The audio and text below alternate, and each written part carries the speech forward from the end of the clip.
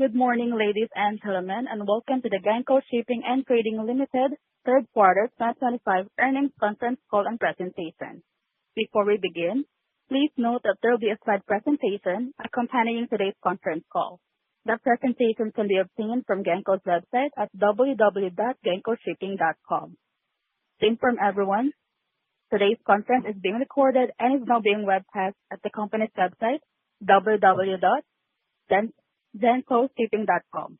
We will conduct a question and answer session after the opening remarks. Instructions will follow at that time. A webcast replay will also be available via the link provided in today's press release as well as the company's website. At this time, I will now turn the conference over to the company. Please go ahead. Good morning. Before we begin our presentation, I note that in this conference call, we will be making certain forward-looking statements pursuant to the safe harbor provisions of the Private Securities Litigation Reform Act of 1995. Such forward-looking statements use words such as anticipate, budget, estimate, expect, project, intend, plan, believe, and other words in terms of similar meaning in connection with the discussion of potential future events, circumstances, or future operating or financial performance. These forward-looking statements are based on management's current expectations and observations. For a discussion of factors that could cause results to differ, please see the company's press release that was issued yesterday, the materials relating to this call posted on the company's website, and the company's filings with the Securities and Exchange Commission, including without limitation the company's annual report on Form 10-K for the year ended December 31st, 2024, and the company's reports on Form 10-Q and Form 8-K subsequently filed with the SEC. At this time, I'd like to introduce John Wobensmith, Chairman and CEO of Genco Shipping and Trading Limited. Good morning, everyone. Welcome to Genco's third quarter 2025 conference call.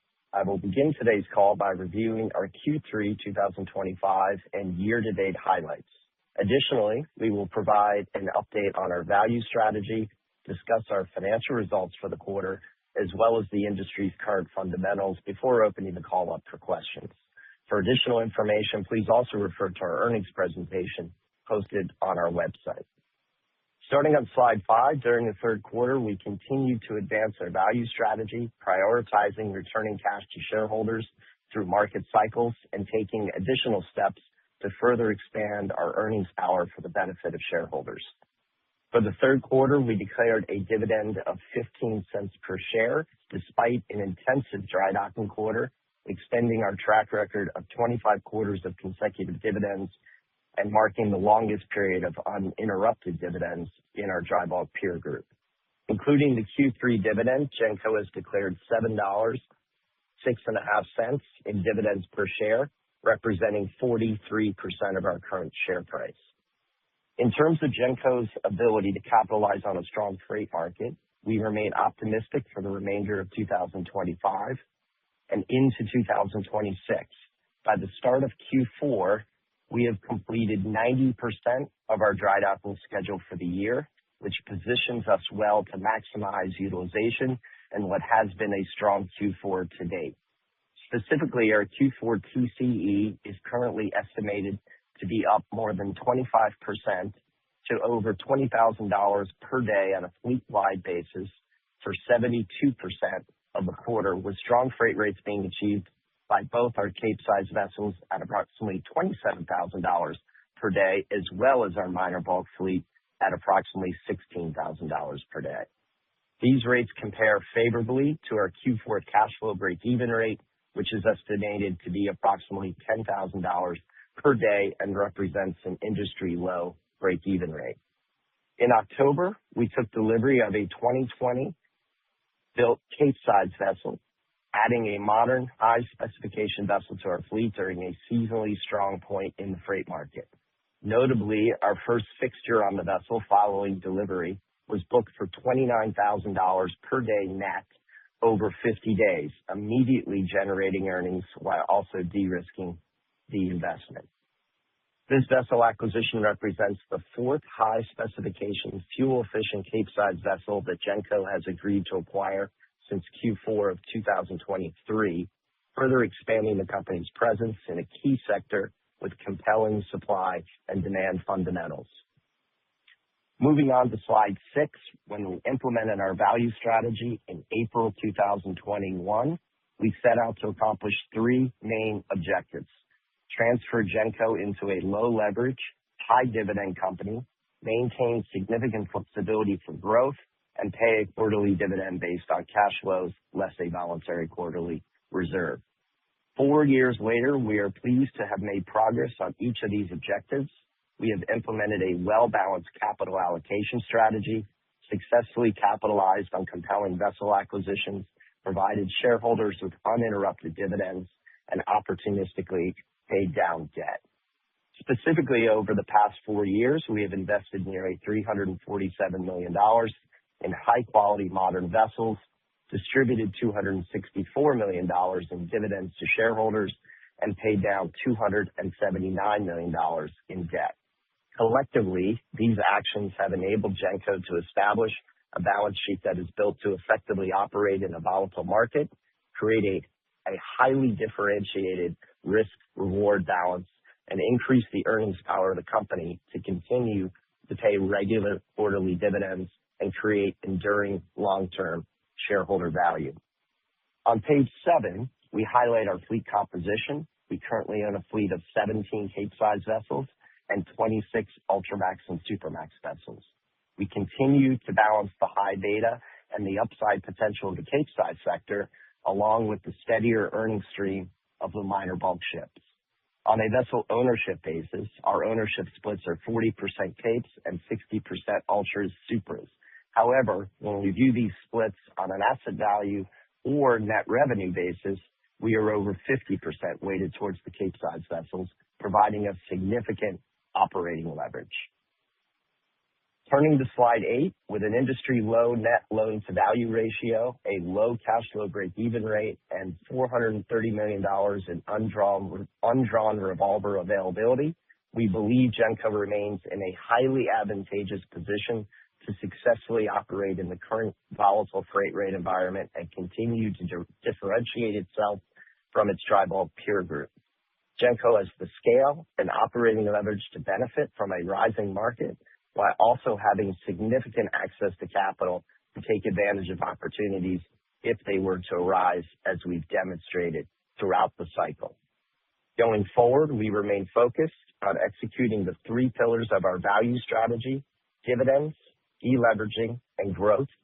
Importantly, as we progress through the fourth quarter and position Genco for 2026, we do so with the majority of our dry dock schedule complete, a further reduced cash flow break-even level, and significant operating leverage to capitalize on improving dry bulk fundamentals.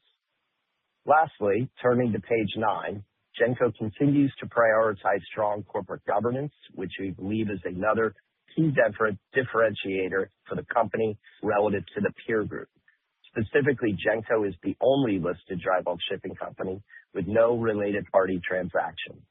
We have a diverse and independent board of directors, are highly transparent, and provide detailed disclosures on company performance and initiatives while striving to provide a clear and thoughtful strategy to shareholders as we execute on our approach to capital allocation. We view this as a key part of Genco's identity as a company. I will now turn the call over to Peter Allen, our Chief Financial Officer. Thank you, John. On slides 11 through 14, we highlight our third quarter financial results. Genco recorded a net loss of $1.1 million, or 2 cents basic and diluted net loss per share.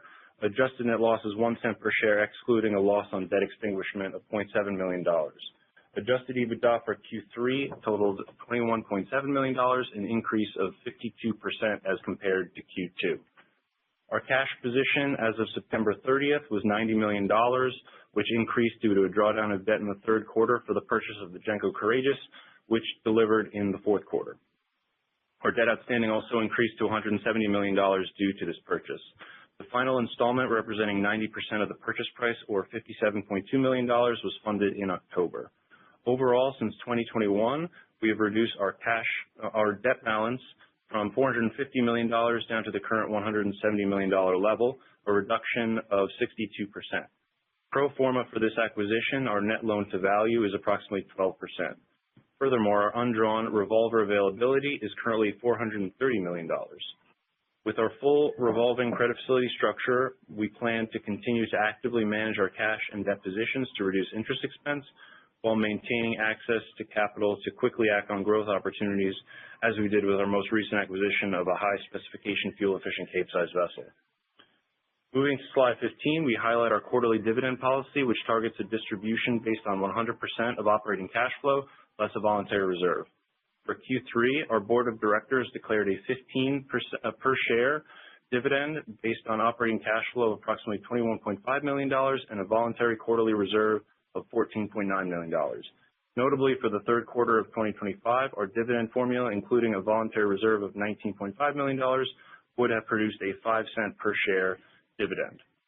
However, on management's recommendation, the board chose to reduce the voluntary reserve to $14.9 million for the quarter, resulting in the 15-cent per share dividend. This highlights our commitment to regular shareholder returns, as well as our favorable view on the long-term fundamentals of the dry bulk industry and the seasonally stronger freight rate environment that has emerged in the second half of this year.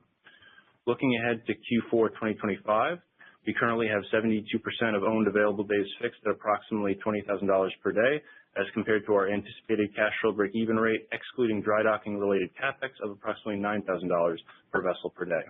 Our TCE has increased each quarter of this year, and Q4 TCE estimates are currently projected to not only be the highest TCE of the year, but the highest quarterly level since 2022, highlighting the freight rate improvement seen in the second half of this year thus far.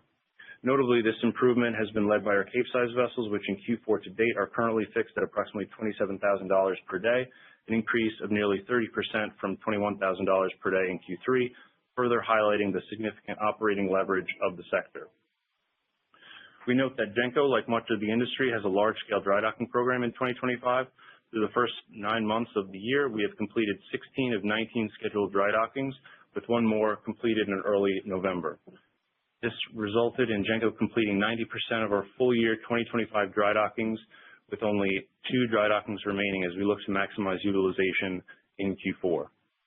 We believe Genco's high operating leverage, as displayed in the second half of this year, combined with our low financial leverage, creates a solid risk-reward balance for shareholders while providing Genco with increased optionality for the company. I will now turn the call over to Michael Orr, our dry bulk market analyst, to discuss industry fundamentals. Thank you, Peter. Beginning on slide 17, the dry bulk freight rate environment meaningfully improved in Q3 and into Q4 to date as compared to earlier in the year levels. Capesize rates were driven by all-time high Brazilian iron ore shipments during the quarter, including exceeding 40 million tons in both July and August for the first time on record. Brazilian iron ore miner Vale also reported their highest quarterly production since 2018. Supermax rates were led by augmented coal shipments to China as the country's domestic coal output declined during a period of strong demand. Furthermore, increased South American grain shipments were also supportive for the smaller class vessels. These factors resulted in the Baltic Capesize Index and Baltic Supermax Index to average approximately $26,000 and $14,000 per day, respectively, in Q3. Turning to page 18, we point to China's strong level of iron ore imports in recent months, led by increased seaborne supplies together with the restocking of iron ore inventories. Specifically, the country's iron ore imports in Q3 rose by 6% year over year after a softer first half. While China's iron ore stockpiles were drawn down as much as 8% in the year-to-date, stockpiles have now increased by 6% off of their 2025 lows. China's steel production has decreased year over year by 3%, while China continues to export over 10% of the steel it produces, mostly going to other Asian countries. Turning to page 19, we highlight the long-haul iron ore and bauxite trade growth expected from Brazil and West Africa in the coming years. While the growth this year is expected to be marginal, with first shipments likely to materialize in November, there are significant growth volumes expected in the coming years. Given the scale of the project, these volumes could absorb potentially over 200 Capesize vessels, which is more than the current Capesize new building order book. Supply constraints and Capesize new building activity combined with added long-haul trading distances are 2 key catalysts for the sector. In terms of the grain trade as detailed on page 20, China has reportedly purchased at least 4 U.S. soybean cargoes following the meeting of President Trump and President Xi last week. China has agreed to purchase a minimum of 25 million tons of soybeans per year from the U.S. over the next 3 years. Prior to the summit, China had not purchased any U.S. soybean cargoes, as they had ramped up purchases of Brazilian agricultural products for much of the year. Regarding the supply side outlined on slide 21, net fleet growth in the year-to-date is 3% on an annualized basis, split between 1% net fleet growth for Capesizes and 4 to 5% net fleet growth for Panamaxes down to Handysize. The Capesize segment continues to have the smallest order book among the dry bulk sectors at 9% of the fleet. Additionally, as scrapping has remained low in recent years, the age of the global fleet has risen to nearly 13 years old, the highest average age of the global dry bulk fleet since 2010. This has increased the pool of potential scrapping candidates as over 10% of the on-the-water fleet is 20 years or older, which is identical to the global dry bulk order book as a percentage of the fleet. This implies net replacement of tonnage over time as opposed to any material net fleet growth. While we expect volatility in the freight markets, the foundation of a low supply growth picture provides a solid basis for our constructive view of the dry bulk market going forward. This concludes our presentation, and we would now be happy to take your questions.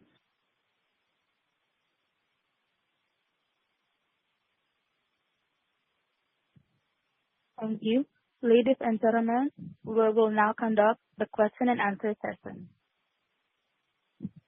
Your first question comes from the line of Omar Nokta with Jefferies. Your line is open. Thank you. Hi, guys. Good morning. Thanks for the update. Just wanted to get maybe just a sense. I know you talked about it a bit, but just sort of in terms of what we're seeing in the freight market, it looks like we've been building on this improvement that you first were talking about back in August when you reported 2Q results. Capes have gotten stronger. We've seen the Panamax and Supramax segments have all sort of started lifting here into year end, and just wanted to get a sense from your perspective. Is this a seasonality thing, or is this something much bigger? Is it Simandou? How would you characterize sort of this improvement that we've just been continuing to see here in the second half? Yeah, good morning, Omar. So I think it's sort of all the above in the sense that, yes, it's seasonal. We typically have a late Q3, Q4 stronger freight market, but this time around, we're also seeing record Brazilian iron ore exports in the second half. That obviously has been very positive because of the long haul, ton-mile creation nature of that. And we've had an increase on the coal trades. China domestic demand has increased, but domestic coal production actually has gone down. There's been a strong grain trade driven by South America on the minor bulk side. A lot of soybeans being bought by the Chinese, really in record quantities at this point. And then we've also had the USTR with the self-sanctioning, which really reduced some of the tonnage count in the Atlantic, which we've been able to actually take full advantage of. Thanks, John. Yeah, so it seems like, as you said, just a handful of things coming together. And then maybe just on that, as a follow-up, just on that final point, you brought up the USTR, the China fees that went into effect briefly against U.S. shipping. Those have now been postponed for 12 months. Just want to get a sense, how did that affect things, I guess, from your view, in terms of how it affected, say, dry bulk rates, the Chinese fees, and then how did it affect Genco? So from affecting revenues and affecting Genco, it's completely immaterial. Affecting the management team, we, as I like to say, had a lost weekend, that Columbus Day weekend, because we spent we spent an inordinate amount of time diverting ships. We had 4 ships that were going in, but we were able to successfully divert those vessels to different discharge ports. And then, of course, Monday of Columbus Day weekend, the Chinese clarified the port fee side of it, and it will allow U.S. companies to come in with Chinese-built vessels and not have any port fees. Of course, 80% of our fleet is Chinese-built, so that took a lot of risk off the table. And even if those port fees had remained in place, we're really talking about 7 to 8 Capesize vessels, and we had already worked out a way to trade those ships, at the same earnings level as they're trading now. Good news is all of that's been taken off the table for at least a year. But we're well prepared if that comes back into effect for some reason.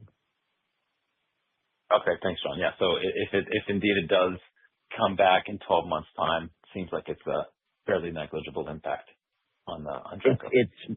It's just a change of strategy a little bit. I mean, our minor bulks are trading, very much so in the Atlantic anyway, and not doing a lot of Chinese business. And on the Capes, as I said, there are plenty of other trades on the Capes that the 7 or 8 that we have that are Japanese and South Korean built will find alternative employment without any material impact on the company. Got it. Thanks, John. That's it for me. Thanks, Omar. Your next question comes from the line of Liam Burke with B. Riley Securities. Please go ahead. Yes. Good morning, John. Good morning, Peter. Morning. John, you've been investing in the Capesize on the investments, but do you ever look at the non-Capesize, or is it just the asset coming online that's attractive and gives you the proper return? Yeah. So look, we have a strong minor bulk fleet. We continue to operate that, and we have no plans to divest out of minor bulks. We have quite a commercial operating platform there. But when we look at the market as a whole, and we look at the low order book, which Michael Orr pointed out at a little more than 10% versus ships that are 20 years and older overall, basically match that number. So there is no fleet growth that is anticipated, at least now, for the dry bulk industry as a whole. The Capesize sector has better supply dynamics in being much lower than on the minor bulk side. And when we couple that with the demand growth that we see coming, particularly out of West Africa, but also I think Vale is going to have some growth as well, and there'll be some further growth on the bauxite trade. But that Simandou and the tonnage that is really going to ramp up, we think, in the second half of next year, also creates demand growth. So low supply and demand growth, that bodes well for a sector, and that's why we're focused in terms of acquisitions more on the larger vessels than the mid-size. Great. Thank you. With your fleet renewal, your debt balance has moved up to finance the asset acquisitions. Outside of fleet renewal, do you anticipate accelerating that debt reduction as you're seeing strong cash flows on the higher rates? Look, we have a dividend formula in place, so we will definitely be sticking to that. We have a reserve of a little less than $20 million a quarter that's built into that. We think that is sufficient at this point. So, I see us continuing to do fleet renewal, and as I said before, we're concentrated right now anyway on the larger vessels. Great. Thank you, John. Thanks, Liam. I would like to remind everyone that if you would like to ask a question, you may press star, then the number 1 on the telephone keypad. Your next question comes from the line of Michael Matheson with Stedo. Please go ahead. Good morning, you guys, and congratulations on the demand growth. I just had a question regarding Chinese demand for coal. You mentioned that their demand is up. Have you seen any signs of switching the source of their imports from the U.S. to Brazil or other providers? Yeah, I think because of the USTR, we've seen a lot less coal come out of the U.S. And it has come from other areas. From a ton mile standpoint, I would say it's been fairly neutral, but we do expect U.S. coal exports to pick up in the next 6 months because of USTR going away. And I think there's also a push in the U.S. right now by the current administration to beef up coal export. So we do expect to see some growth again in that area. Well, thank you. That's very helpful, and that runs me out of questions. Okay, thank you. Your final question comes from the line of Paul Pratt with AGP Alliance Global Partners. Your line is open.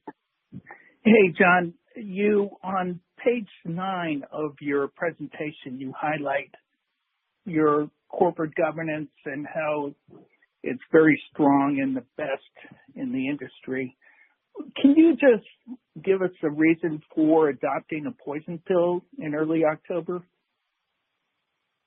Yeah, I mean, I think it's we had a shareholder that quickly accumulated a little less than a 15% position, and so as all poison pills, we want to do what's right for all shareholders, and so what that means is that we can slow things down so that we can make sure that if there is something to be done, that again we can get the best transaction for shareholders. And we also, I'll add, we did it in the most shareholder friendly way in that we put it in place for just less than a year, and we spent a lot of time on structuring that again to be as shareholder friendly as we could. Would you categorize the move, John, as preemptive, or was it in response to, signals from the largest shareholder? No, I would characterize it only to the speed in which the 15% was acquired. And again, if there was any process you want to slow it down, and again, the idea is to maximize value for all shareholders, and that can be accomplished by putting that in place. Great, thanks. Thanks, Bill. There are no further questions at this time. This concludes your conference call for today. We thank you for participating and ask that you please disconnect your line.